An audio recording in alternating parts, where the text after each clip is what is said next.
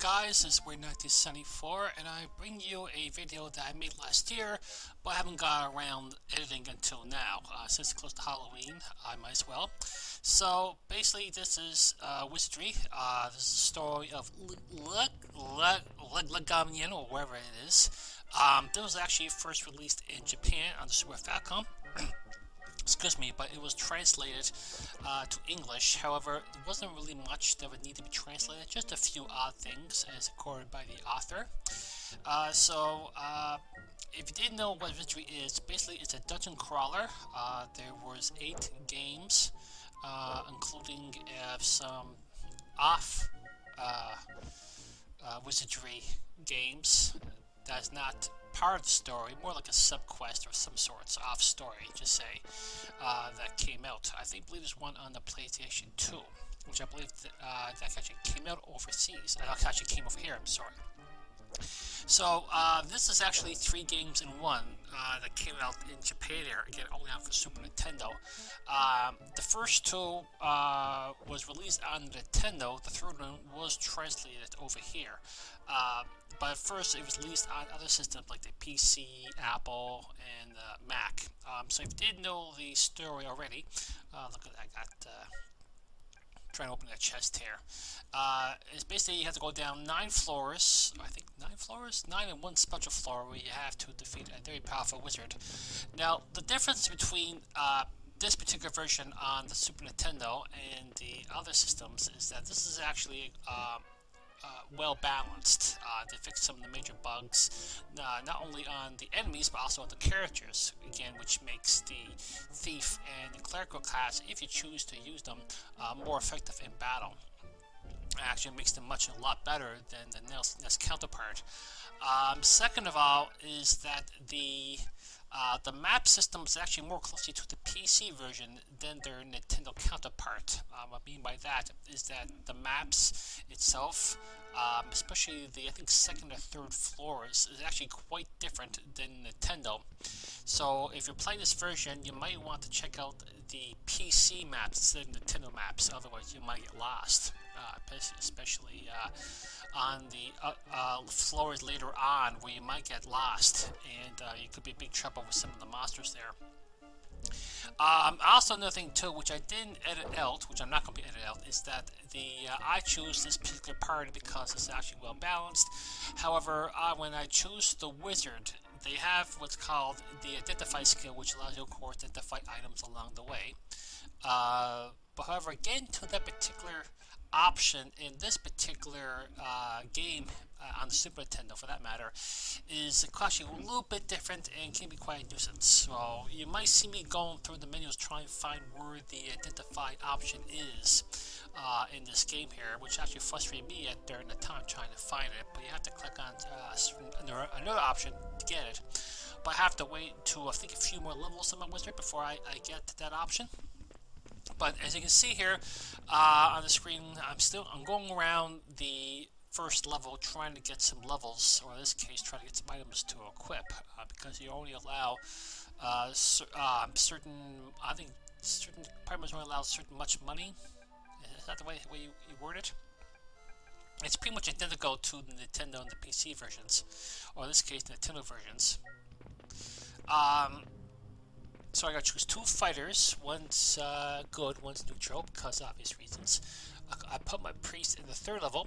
Now, what I mean by fix some issues with the characters, the thief actually is quite good, at least for fighting in this particular version. They can help their own. My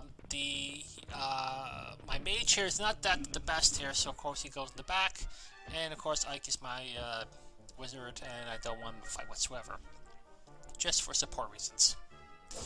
As you see here, the graphics are pretty much like the Nintendo version, except that it's a little better on the eyes. The music here in this game here is actually quite good, well, a lot better than the Nintendo version.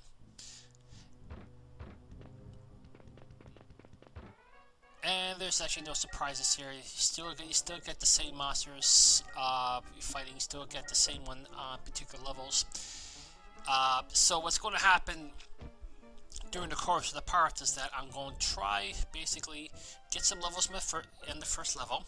Then once I get appropriate weapons and armor, I'll be going to defeat what's called Murphy's Ghost because they give good XP.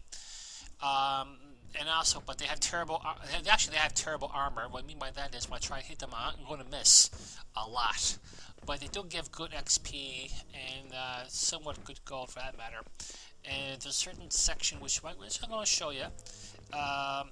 Is that if you didn't know what it was already, basically, is that I mentioned before it's a dungeon crawler, but of course you got these puzzles along the way, and of course when you go through the dungeon, sometimes you'll get one-way doors, traps. Then you need certain items to pass certain sections of the maze.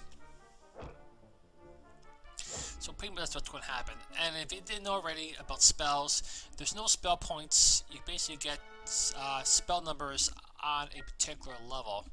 For example, I have like 2 or 3 points on the first level, which is sleep, an attack spell, I think also a armor debuff. I'm not quite sure. And also you also pretty much get spells that you can keep on during the duration of the dungeon, which is a light spell, an all armor spell, and an identify spell, which is to identify monsters that come towards you. And you have a choice to fight them or not. Of course, try to fight some good monsters, and as a result of your party become evil, unless you're neutral, which doesn't affect you whatsoever. But of course, the reason for the alignment issues, the good, the evil, and the neutral, is that you can be able to equip certain items with only that class is able to equip.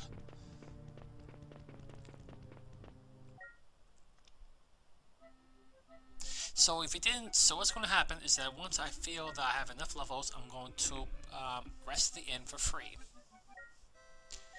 Because there's actually a time frame on this game here when you rest. So if you go to, let's say, an expensive inn and you keep resting, you'll age. So there's actually an age factor in this game here. Of course, it could be human, dwarf, elf, you name it. So I'm actually doing pretty good in this game here. Now, at this point right now, I'm not saying it's going to be great during the course of the run here. So I still, my thief is still low level.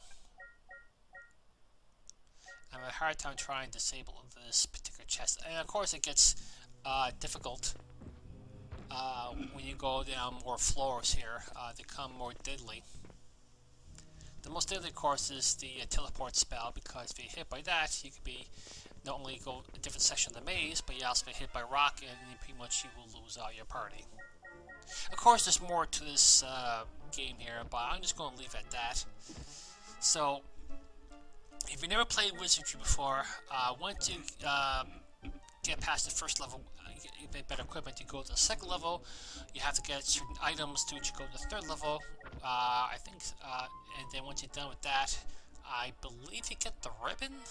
I'm not quite sure, but I think that's at the fourth level, which allows you to go to the elevator, which you got to defeat a certain group of monsters, which you get another item, and then you go down all the way to the 9th level, which he or she's not at, which you have to go to a secret level, which is a one-way, or you have a choice basically to fight the boss or go back to where you came from. And it looks like I did pretty good leveling up, even though I am definitely resting for free. But of course, I want to make sure when I do level up, I want to make sure that my stats are the ones that I want to level. For example, if I'm leveling up my mage, I don't want to level them up with strength. And IQ, pay vitality, 6.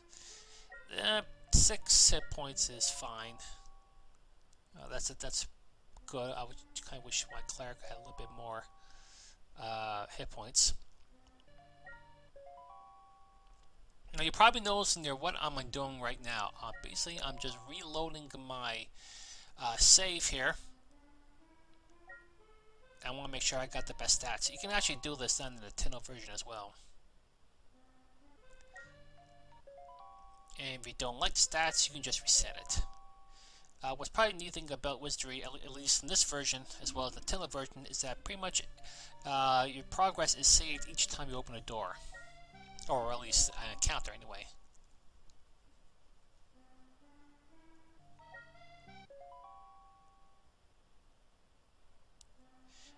That's pretty good level up.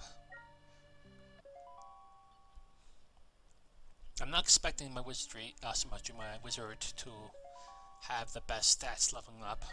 At least I'm gonna try to get them at least at least decent hit points. I know that Wizards don't have as much hit points as the Cleric. Okay. Alright, that's it. So I'm just going to do, I'm just going to let this video go. I'm not going to talk in every video. Normally, if you have the right maps and know what to do in this game, it usually takes about a few hours. Which is good for this. Alright, so I'll let you go and enjoy the video. You guys take care.